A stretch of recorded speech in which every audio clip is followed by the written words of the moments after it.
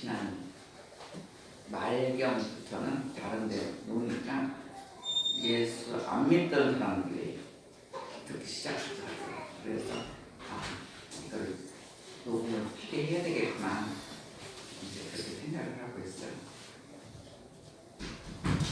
자, 오늘 주제가 무엇입니까? 예수님만을 섬겨라. 예, 예수님만을 섬겨라. 여러분은 정말 예수님만을 섬기고 있습니까? 예.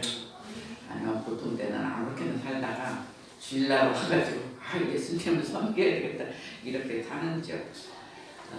작년 말경부터 우리 교회에 이상한 현상들이 생겼어요. 우리가 그동안 가족들이 교회 다니게 해달라고 계속 기도를 했어요. 그랬더니 그 어떤 어른서부터 자기가 이제 안 빠지고 교회를 다녀야 되겠다 이랬는데 교회 한 번 오고 그 주에 자리를 하니까 또 다쳐가지고 못 나오는 일이 벌어졌어요. 그것도 주님이 기도하라고 그런 거예요. 주님이 기도하라고 기부스를 풀면 같이 나오겠어요. 이 얘기까지는 해고 갔어요. 그래서 그런 거를 보면 지금 한 가정만 일어나는 게 아니에요. 지금 가정에 어른 계시는 분들은 정말 정신 차리고 들으세요. 그리고 요번 주 오기 전에 또 한 분이 심장이 문제가 있다 이렇게 해서 저는 수술하는 줄 알았어요. 근데 수술은 아니고 시술한다 그러더라고요. 근데 수술이든 시술이든 또 의사가 잘못 건들면 어른들 잘못하면 사망과도 연결이 되거든요. 그래서 걱정이 돼서 엄청 기도했더니 처음엔 좀 무겁고 어둡게 나왔어요. 근데 명령 기도하고 회개 기도를 제가 대신하고 막 그렇게 했더니 두 번째 기도할 때는 다시 심장이 막 이렇게 뛰는 것을 보여줬어요. 그리고 저한테도 하신 얘기가 있어요. 저한테도 사람들 비유 맞추지 말아라. 나만을 보고 가라 그러더라고요.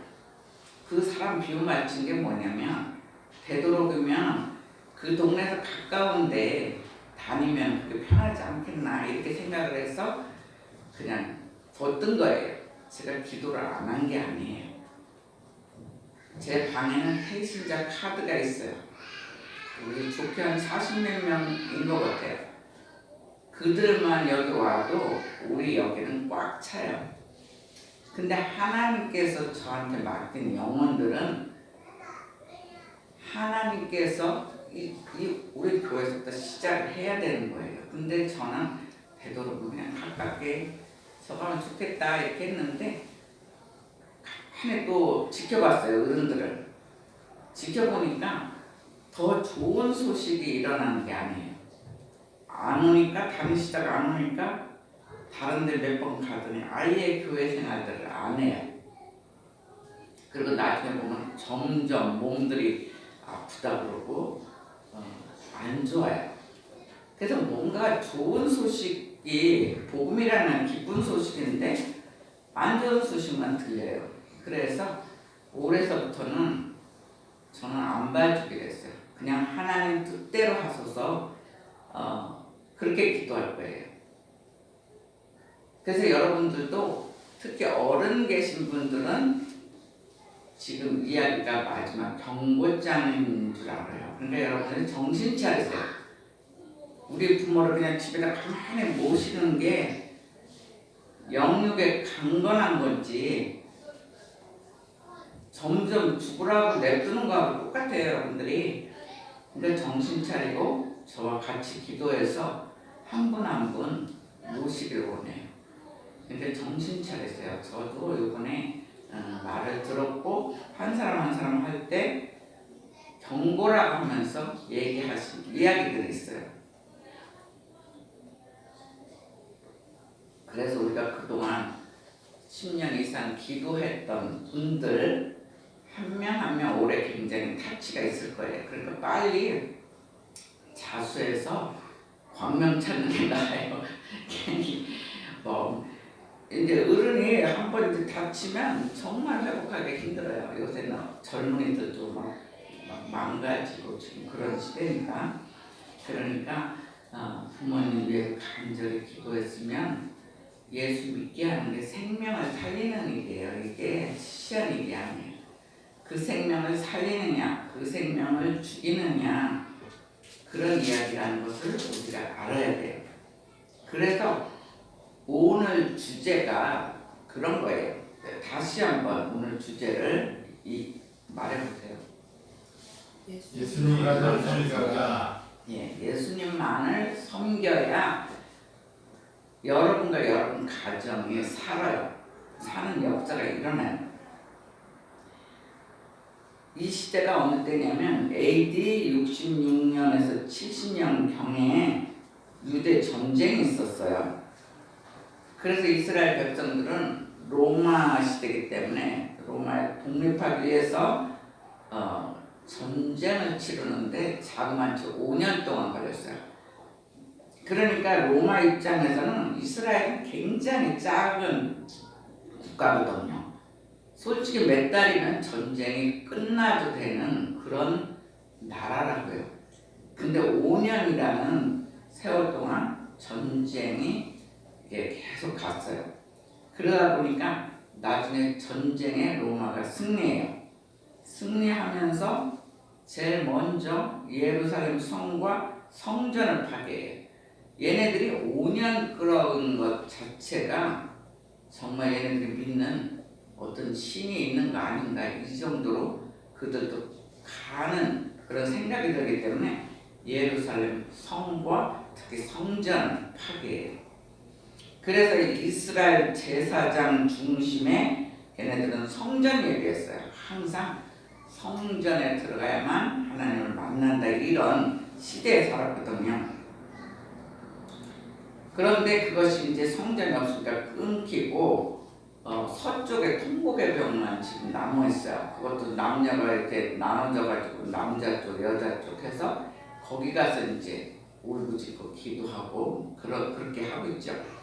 그러다 보니까 그게 이제 로마 시대 때 완전히 성전이 무너져 끊기면서 각 지방 회당 중심으로 지방마다 회당이 생기면서 회당 중심의 예배를 드렸어요.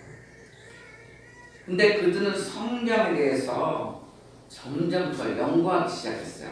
왜 그러냐면 로마가 이제 집권하면 자기네들이 하나님 메시지가 없으면 죽을 것 같거든요. 그래서 성전을 점점 연구하기 시작했어요. 그러다가 주후 90년경에 양리아 회의에서 구약 성경 39권을 정경으로 결정해요. 이것만이 성경이다, 이렇게 결정을 했어요. 그래서 그들은 율법과 전통대로 살기를 권장했어요. 근데 문제는 기독교인들조차도 이단으로 낙인을 찍었다는 거예요. 그러니까 얘네들은 막 구약을 더 믿고 있는데 이 신약의 시대가 열렸잖아요. 그러니까 얘네들은 진정한 하나님을 믿는 백성들이 아니다, 이래갖고 얘네조차도 우리가 그 시대에 태어나서 우리들 이단에 들어가는 그런 시기였어요. 그래서 이런 상황 속에서 마태복음 저자가 무슨 문제를, 이런 몇 가지 문제를 생각하면서 이제 기록을 하게 된 거죠. 첫 번째가 기독교인들의 정체성의 문제예요. 정말 과연 예수를 믿어야 하는가? 왜 그냥 그때는 예수 믿으면 감옥에 넣지 않으면 십자가형 치르고 완전히 죽느냐 사느냐 이런 문제였거든요. 그래서 기독교인들의 정체성을 알려줘야겠다. 그리고 두 번째는 유대인들과의 율법적 마찰 문제예요. 그러니까 같은 민족이면서 유대인들과 율법 관계, 율법을 굉장히 중요시하거든요. 그래서 그 율법적인 마찰의 문제. 그리고 세 번째는 예수 그리스도에 대한 교육적 자료가 없는 문제예요. 그 당시 예수님에 대한 교육 자료가 그렇게 있지 않아요. 구약만 굉장히, 구약도 처음에 체계적으로 되지 않았었어요. 이게 구전이에요. 이제 말하자면 할아버지가 아버지한테 얘기해주고 아들이 또 손자한테 얘기하고, 그러니까 자기네 이스라엘 역사조차도 구전에 이렇게 글로 제대로 표현이 안 된 그런 시대. 그러니까 예수 그리스도에 대한 교육적 자료가 없는 문제. 그리고 네 번째는 기독교인들이 점점 이방인들을 전도했어요. 근데 이방인 전도하면서 강조한 게 믿음만 강조했어요. 그러니까 예수 그리스도를 믿으면 천국 간다. 쉽게 말해서 예수 그리스도만 그 믿음만 강조했다는 거예요. 실천적인 행함 이런 것이 점점 이제 무시가 되면서 결과는 이방인들이 타락하는 시대로 점점 바뀌어요. 얘네들이 믿으면 된다 이러고 실제 삶은 그렇게 안 사는 거예요. 그래서 타락하는 문제가 생겼고, 다섯 번째는 그런데도 불구하고 이방인들의 선교적 사명, 하나님께서는 예수 그리스도를 통해서 말하자면 전 세계 선교 사명을 주셨거든요. 그러니까 이런 것들의 문제들을 해결하기 위해서 마태복음이 기록되었다는 것을 우리가 알고 가야 돼요. 그래서 마태복음은 유난히 예수님을 유대인의 왕으로 강조하고 있어요. 사복음서 중에 제일 예수님은 유대인의 왕이다 이렇게 강조하고 있어요. 그렇다면 본문에서 예수님을 왕으로 섬기려면 어떻게 해야 하는가? 예수님을 왕으로 섬기려고 하면 우리의 삶이 어떻게 변화해야 되는가를 얘기하고 있어요. 하나님께서 이 시대를 사는 저희들에게 주신 첫 번째 메시지는 너희는 삶의 초점을 예수님께 맞춰라 이렇게 얘기하고 있어요. 너희는 삶의 초점을 예수님께 맞추라는 거예요. 1절 한번 읽어줘 보세요. 1절. 아브라함과 다윗의 자손 예수 그리스도가 예. 그래서 1절부터 쫙 계보에 대해서 나와요. 그러니까 예수 그리스도의 계보가 아브라함부터 시작한 걸 얘기를 나오고 있어요. 아브라함과 다윗의 자손 예수 그리스도의 계보라 그러면서 아브라함이 이삭을 낳고 이삭은 야곱을 낳고 야곱은 유다와 그의 형제를 낳고 이러면서 쫙 이제 예수 그리스도까지 그 계보가 이렇게 나오고 있어요. 근데 본문의 그 족보, 말하자면 족보죠, 계보죠. 그거를 통해서 우리가 뭘 알아야 되냐면 모든 역사의 중심 인물이 예수 그리스도다 이것을 강조하고 있어요. 그 이유는 세상을 구원하시는 하나님의 계획이 예수 그리스도를 통하여 이루어졌기 때문이에요. 그러니까 세상을 구원하려고 하는 하나님의 계획이 있는데 예수 그리스도만을 통해서만이 구원을 받게끔 하나님 계획을 세우셨다는 거예요. 그렇기 때문에 우리의 삶의 초점까지도 예수님께 맞춰야 돼요. 우리 중심이, 초점이 예수님께 있느냐, 세상에 있느냐, 오늘 그거를 좀 생각해야 돼요. 그런데 오늘날 많은 사람들이 삶의 초점을 세상에 맞추고 있다는 거예요. 특히 지금 물질 만능주의이기 때문에 물질에 가 있어요. 어떻게 하면 내가 돈을 많이 버나 그쪽에만 가 있어요. 그리고 또 어느 정도 번 사람들은 그 정도 명예에 가 있어요. 어떻게 하면 내가 높아지나 그렇게 높아지다 보면 바벨탑 같은 사건이 또 일어날 수가 있어요. 그러고 그렇지 않은 가정에 아이들한테 너무 지금 하나님을 둘렀기 때문에 아이들한테 너무 집착하고 있어요. 안 그러면 직장에 어떻게 하면 우리 회사가 빨리 일어나서 큰 회사가 되나. 크고 작고는 하나님이 하세요. 우리는 정말 하나님께 기쁨과 영광 돌리며 그 일은 저절로 하나님이 도와주세요, 사실은. 근데 우리는 거꾸로 한다는 거예요. 그래서 우리 삶의 자신들의 삶의 초점에 그런 데다 맞춘다는 게 세상적이라는 거예요. 그렇다고 해서 뭐 가정에 충실하지 말고 회사에 충실하지 말라는 소리는 아니에요. 그 정도는 말귀를 다 알아들을 것 같아서 제가 설명을 안 할 뿐이에요. 그러나 우리가 진정한 크리스찬이라면 삶의 초점을 분명히 예수님께 맞춰줘야 한다고 얘기하고 있어요. 왜냐하면 에베소서 4장 15절에도 보면 오직 사랑 안에서 참된 것을 하며 범사에 그에게까지 잘할지라 이렇게 얘기하고 있어요. 예수 믿는 사람들은 사랑 안에서 참된 일을 하래요. 선을 베푸는 거예요. 선을 베푸고 또 사람들을 복음도 전하고, 왜냐하면 생명을 주는 거니까. 그래서 우리가 믿음이 진짜 장성해야 된다. 예수님처럼 장성할 때까지 우리가 선한 일을 하고 참된 일을 하라고 얘기하고 있어요. 그러니까 예수 믿는다는 것이 막 복만 받는 게 아니에요. 막 고난도 있고 똑같이 힘들 때도 있고 여러 가지 문제들하고, 세상은 문제하고 부닥쳐. 세상에 뭐 맨날 기쁘면서 즐거움이 아니에요.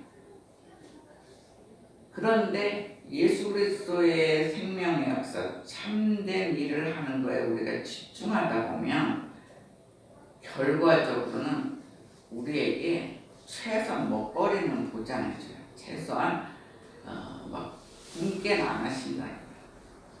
그리고 하나님께서 이 사람을 통해서 정말 어려운 사람을 많이 도와줘야 되겠다 이러면 하나님 갑자기 부자도 만들어줘요. 그래서 그 사람을 통해서 어려운 사람들, 어려운 회사들, 또 어려운 교회들 이렇게 돕게 하시는 거예요. 그러나 하나님 뜻과 우리의 비전이 어떻게 연결되느냐, 그거는 우리가 더 기도하면서 주님과 1대1로 만나야 돼요. 그래서 에베소에서 오직 사랑 안에서 참된 것을 하여 범사에 그에게까지 잘할지라, 그러면서 그는 머리니 곧 그리스도라고 분명히 얘기하고 있어요. 주님께서 우리의 머리가 되어 주세요. 그리고 우리는 지체거든요. 근데 지체가 머리가 하라는 대로 안 하면 거꾸로 하면 어떻게 되겠어요? 머리는 말하자면 오른쪽으로 가라 그러면 이 다리는 왼쪽으로 가고, 막 자기 마음대로 지체가 막 움직이면 이거는 실질적으로도 정신 분열자예요. 머리가 명령하면 지체는 따르게 돼 있어요. 그래서 그 머리의 자리가 바로 예수 그리스도라는 것을 분명히 성경에는 얘기하고 있어요. 예수 그리스도 외에 다른 것이 우리들의 초점이라면 그것은 바로 우상 숭배라는 거예요. 그러니까 하나님보다 더 사랑하는 것도 숭배예요. 어떤 때는 막 자녀를 너무 사랑한다. 자녀 사랑해야 돼요.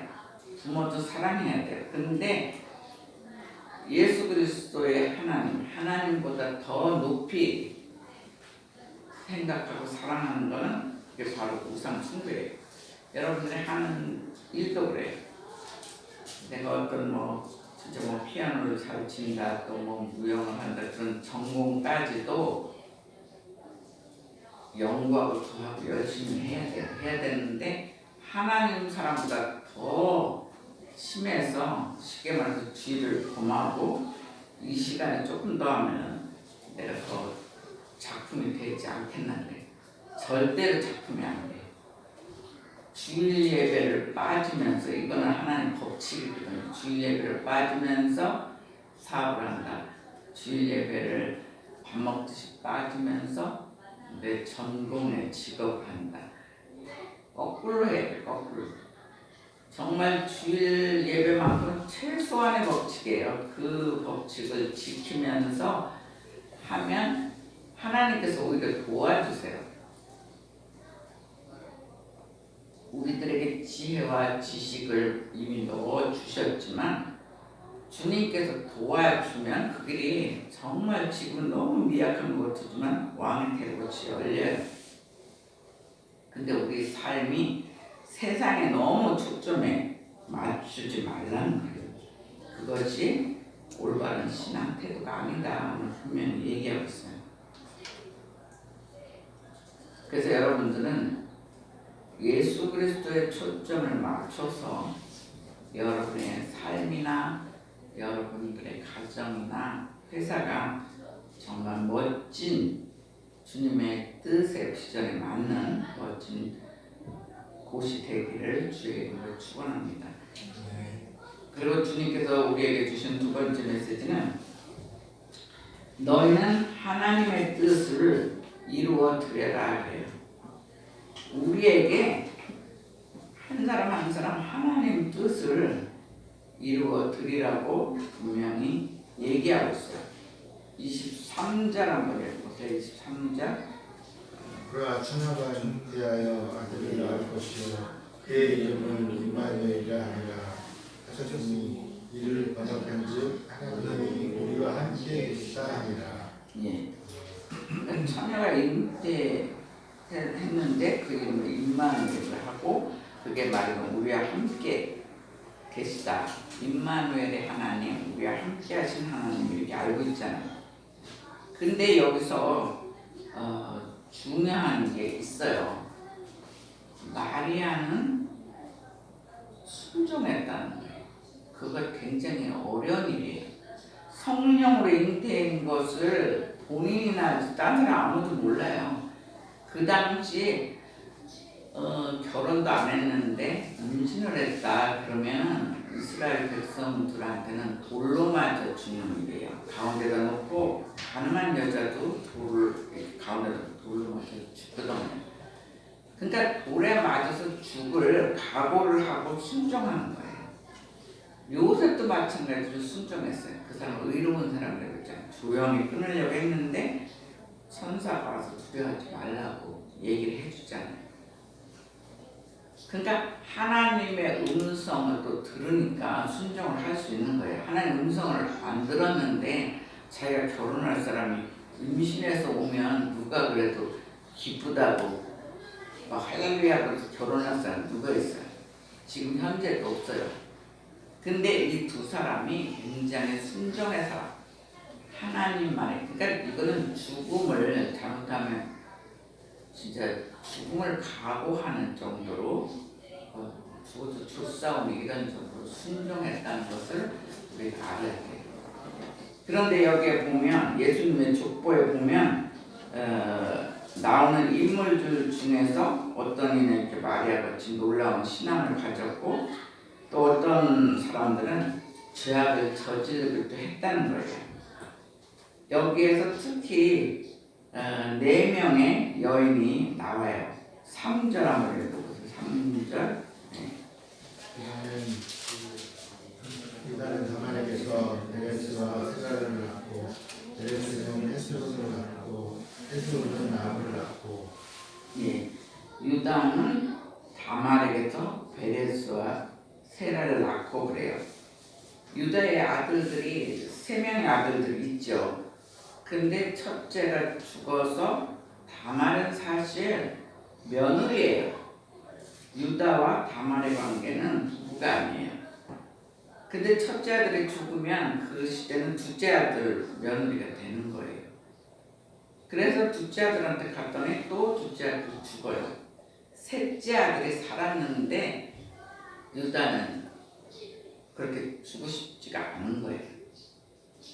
성경에는 안 나왔지만 셋째 아들한테 또 가다가 얘 또 죽는 아이 아니야? 이렇게 쉽게 말해서 세상적으로 얘기하면 재수없는 여자 아니야? 그런 거지. 잘못하면 계속 죽어봐. 그러면 이제 완전히 끝나잖아요.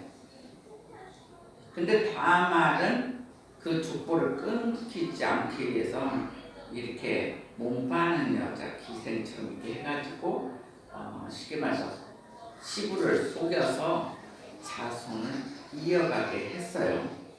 그러니까 다 안 좋은 거죠. 다말은 시아버지하고 통간했고 그래서 자식을 낳았고 라합은 여리고의 기생이었어요. 그리고 룻은 이방인이에요. 그리고 마지막에 밧세바가 나오는데 이 밧세바도 다윗과 간음해서 솔로몬을 낳았어요.